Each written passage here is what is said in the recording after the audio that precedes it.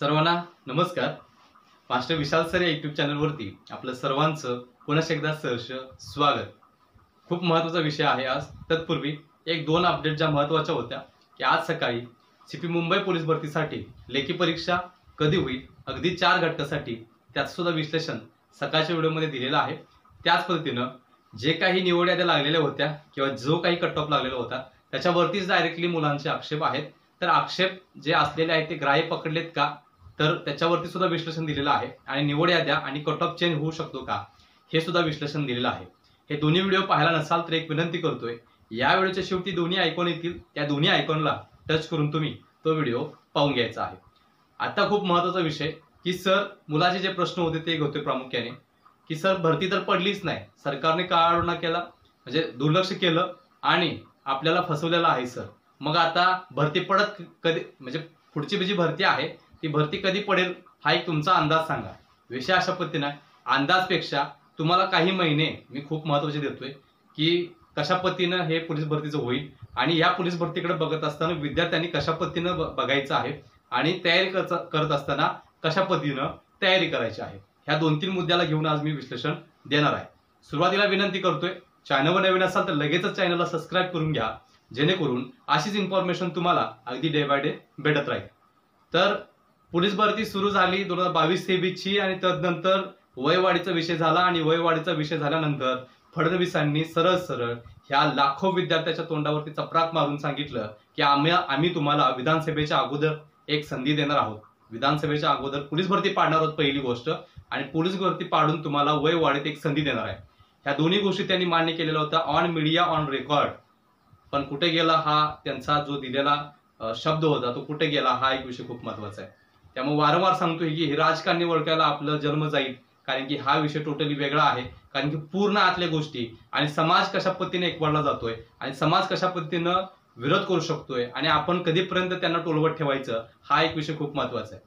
आचारसंहिता तोंडावर पडली, लाखो मुलं येऊ शकत नाहीत रस्त्यावरती आणि याचाच फायदा फडणवीसांनी घेतला आणि दिल्लीला पळून गेले आणि दिल्लीला पळून गेल्यानंतर आचारसंहिता लागली आणि आल्यानंतर निवांत माणूस आहे। लाखो मुलं जी बघत होती 15 लाख मुलं पोलीस भरतीची वाट आणि विश्वास ठेवून होती की 100% फडणवीस पोलीस भरती पाडण्याचा प्रयत्न करतील, सगळं झिरो झालं, सगळं झिरो झालं।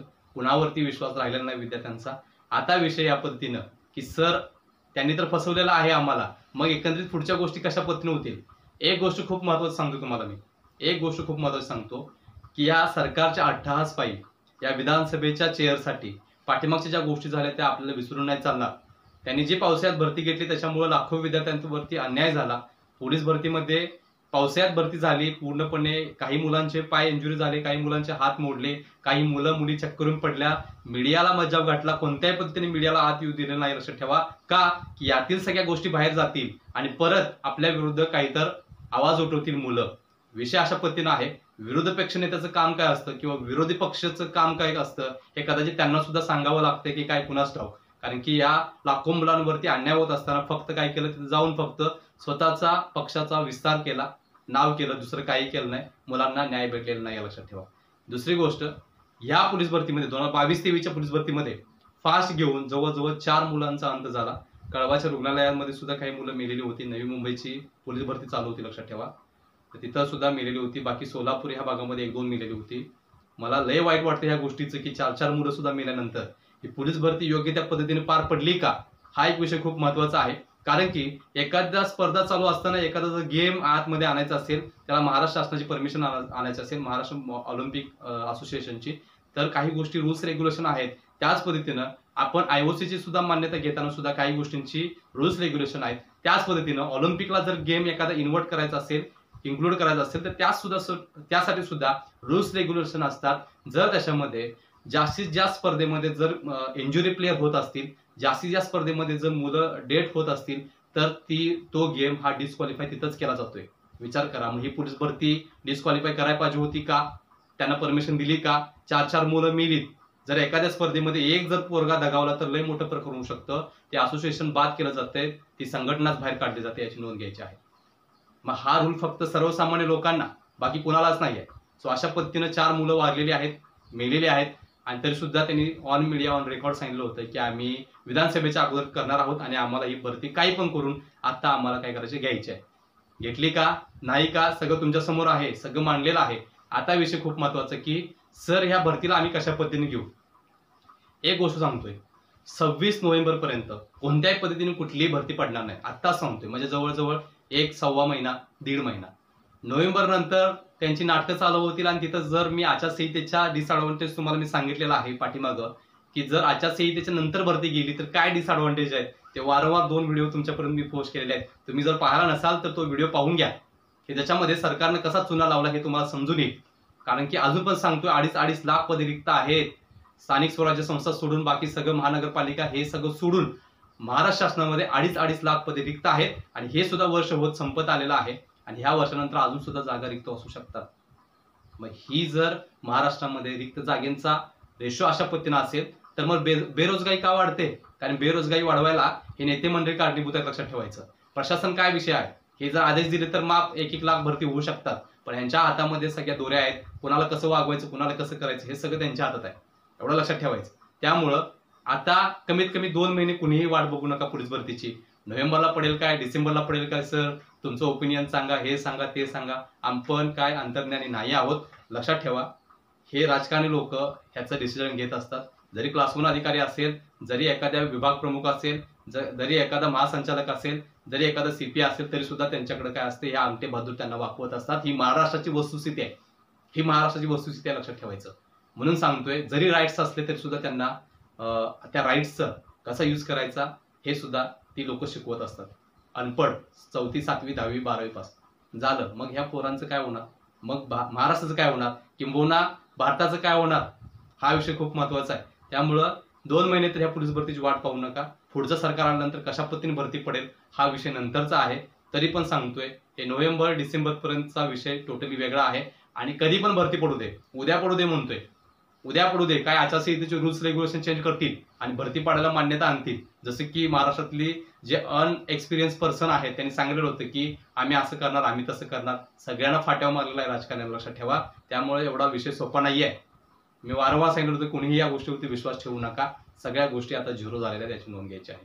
त्यामुळं नवीन पोलीस भरतीला तर पूर्णविराम लागलेला आहे. कोणीही धडपडू नका, इकडे तिकडे जाऊ नका, वेळ घालू नका. तोच वेळ आता आपल्या लेखीला, तोच वेळ आता आपल्या फिजिकलला लावा आणि आतापासून 1-1 पावलं टाका. आणि ज्यावेळी तुम्हाला 5.5 मिनिटात तुम्ही 1600 मीटर माराल, ज्यावेळी तुमचा अभ्यास 100% झाला असं तुम्हाला वाटत असाल, त्यावेळी तुम्ही लाखो मुलांच्या पुढे असणार, लक्षात ठेवायचं. लाखो मुलींच्या पुढे असणार तुम्ही, लक्षात ठेवायचं.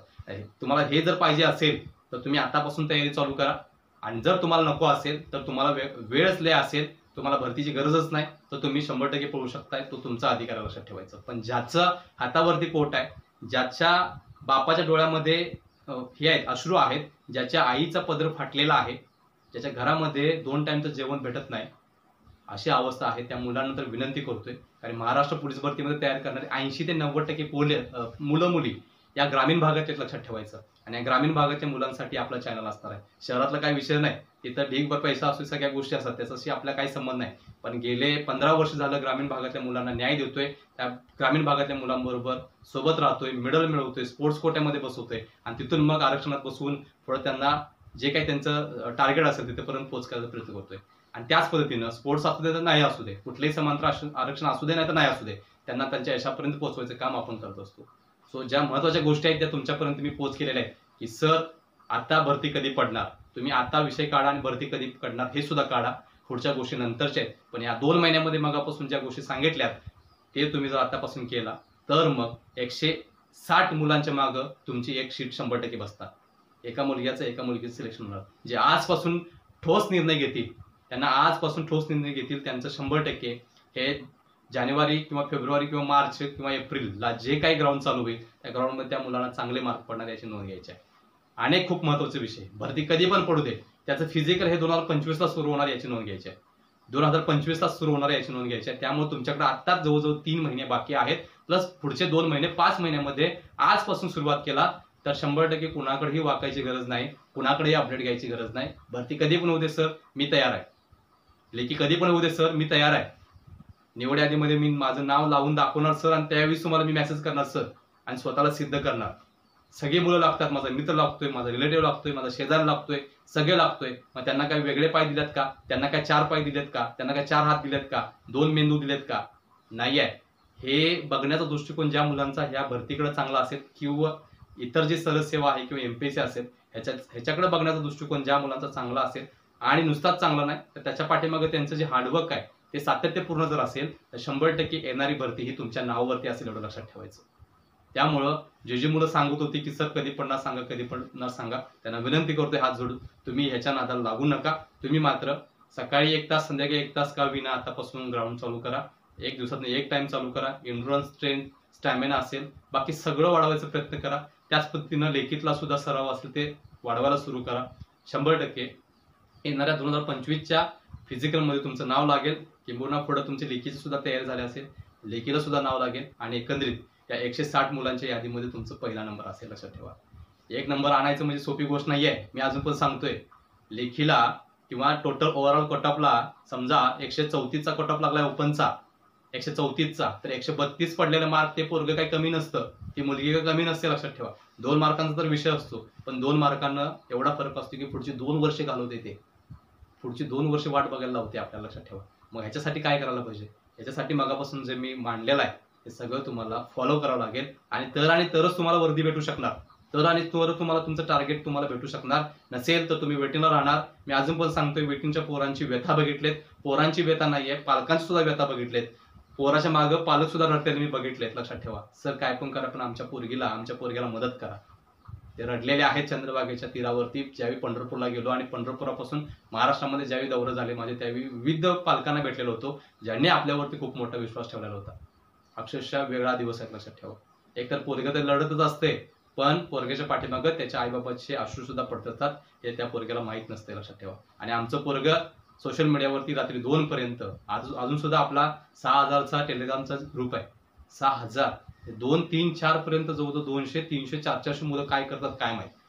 म्हणून सांगतो तुम्हाला, जर तुमची रेस्ट नाही झाली तर सकाळी तुम्ही 5ला काय ग्राउंडला जाणार आहे. तुम्ही 3 वाजतापर्यंत जागा राहणार, 5ला तुम्ही ग्राउंडला जायला पाहिजे. 5ला जाऊन आणि 6:30 पर्यंत तुम्ही फ्रेश होऊन 7ला म्हणजे तुमचे पुस्तक हातात पाहिजे. 10 पर्यंत तुमचा 3 तास स्टडी पाहिजे. 10 नंतर तुमचं काम असेल ते करायचं आहे. 10 नंतर कोण ड्युटीला जाईल, कोण काय करेल. 10 ते पुढे 5 पर्यंत काय असेल ते तुमची ड्युटी करा. 6 नंतर आला, फ्रेश व्हा, काय इकडे तिकडे अर्धा तास फिरा, परत 7 ते 9:30, 10 पर्यंत सुरुवातीला जर केला तुम्ही, अशा पद्धतीने तुमचं टाइमचं नियोजन असेल तर लक्षात ठेवा, कुठेही तुमचं मी जो वेळ दिलेला आहे कुठेही वाया जाणार नाही, कुठेही वाया जाणार नाही, याची नोंद घ्यायची आहे. त्यामुळं कळकळीची विनंती करतोय, जे विद्यार्थी आपल्याला मानतात त्यांना विनंती करतोय, बाबांनो वेळ कमी आहे, 160 मुलांच्या मध्ये यायचं आहे, मुलींच्या मध्ये यायचं आहे, आतापासून तयारी करा. त्यामुळं इकडे तिकडे वेळ न घालवता योग्य ती इन्फॉर्मेशन तुम्हाला मागापासून दिलेली आहे, अतिशय पोटाच्या बिंबीपासून दिलेले आहेत. मी अजून पण सांगतोय की ऑनलाईनची पोरं, ही ऑफलाईनची पोरं, ही युट्यूबची 27,000 पोरं, असा दुजाभाव आतापर्यंत केलेला नाही. आणि जर असतात तर मगापासून एवढं ओरडलं नसतं तुमच्यासाठी. लक्षात ठेवा, ठीक आहे. सो माणूस ओळखायला शिका, एवढंच मी शेवटी जाता सांगेन. आणि मी सांगितल्या पद्धतीनं प्रोसेस करून घ्यायची आहे. विषय आवडला असेल, मार्गदर्शन आवडलं असेल तर एक विनंती करतोय, आपल्या ह्या व्हिडिओला लाईक करा. त्याच पद्धतीनं चॅनलवर नवीन असाल तर चॅनलला लगेच सबस्क्राईब करून घ्या. याच्या पुढे सुद्धा असंच मोटिवेशन, असंच मार्गदर्शन कोणत्याही पद्धतीनं दुजाभाव न करता तुमच्यापर्यंत पोहोचवायचं काम आपला चॅनल हा करणारा, याची नोंद घ्यायची आहे. त्यामुळे चॅनलला सबस्क्राईब करा. टेलिग्राम चॅनलची लिंक, व्हॉट्सअप ग्रुपची लिंक सुद्धा या व्हिडिओच्या खाली डिस्क्रिप्शन बॉक्समध्ये दिलेले आहे. तिथं जाऊन तुम्ही त्या दोन्ही सुद्धा लिंक जॉईन करून घ्यायचं आहे. शेवटी सर्व आदरणीय विद्यार्थ्यांना मी विनंती करतोय, आपल्या चॅनलकडून आपल्याला मी शुभेच्छा देतोय आणि मी इथंच थांबतोय. तोपर्यंत धन्यवाद.